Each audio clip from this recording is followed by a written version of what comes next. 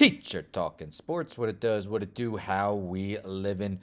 Each and every year, ESPN does something that they like to call the NBA Summer Forecast.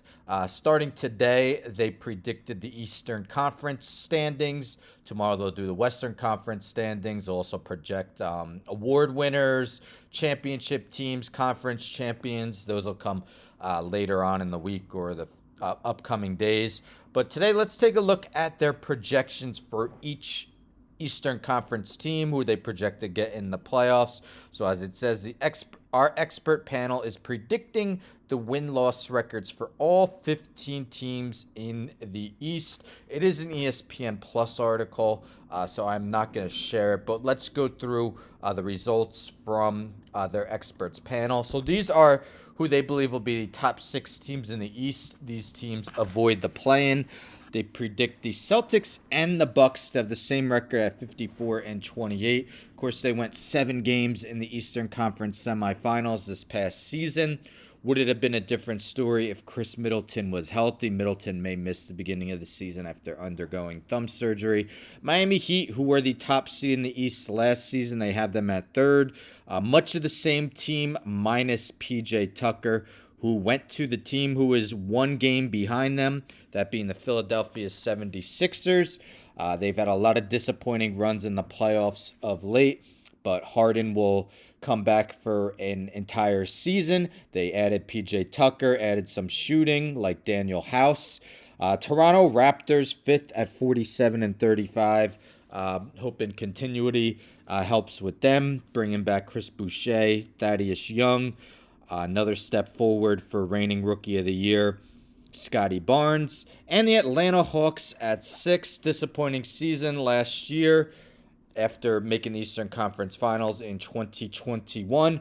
But, of course, their big move was trading for DeJounte Murray, giving them a stellar backcourt of Murray and Trae Young. The rumors were they might trade John Collins, but that did not happen. Now, let's take a look at the 4 teams they predict to make the play-in tournament. That is seeds 7 through 10 now.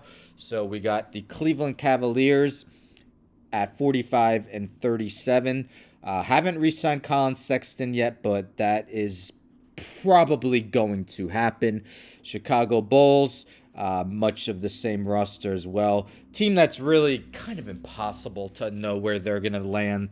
That being the Brooklyn Nets. Right now, ESPN has them 9th, but we have no idea what's going to happen with Kevin Durant or Kyrie Irving. It seems like each passing day, and maybe more likely that they at least start the season with the team.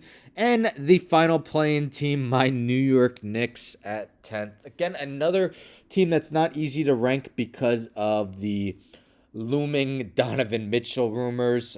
It was widely expected he was coming in Knicks. Now talks are the teams haven't talked in quite some time, so we'll see if the Knicks can add Donovan Mitchell, but Jalen Brunson brings them a true good point guard that they haven't had in quite some time. Here are the 5 teams that they expect to not make the play-in and be lottery bound, starting with the Charlotte Hornets. It would have been interesting to see where they would have had the Hornets if Miles Bridges was still with the team. Of course, Miles Bridges had off-court issues, remains unsigned. Even if he were to sign, a lengthy suspension would be likely, if not jail time. Washington Wizards 12th, have KP for a whole season, have Bradley Beal back and healthy. But other than that, just not a whole lot of talent on that team. They did trade for Will Barton and Monte Morris. Detroit Pistons, 2nd season with Cade Cunningham, but they traded Jeremy Grant. Orlando Magic, should be exciting to see Paolo Banchero, the first overall pick in action. Hopefully a better season from Jalen Suggs after a disappointing rookie year. And the Indiana Pacers tie with the Magic, worst record in the East at 23 and 59. Clearly a rebuilding team. Traded Malcolm Brogdon. Traded Domantas Sabonis last season. Definitely in the hunt to possibly trade Miles Turner. Buddy Hield.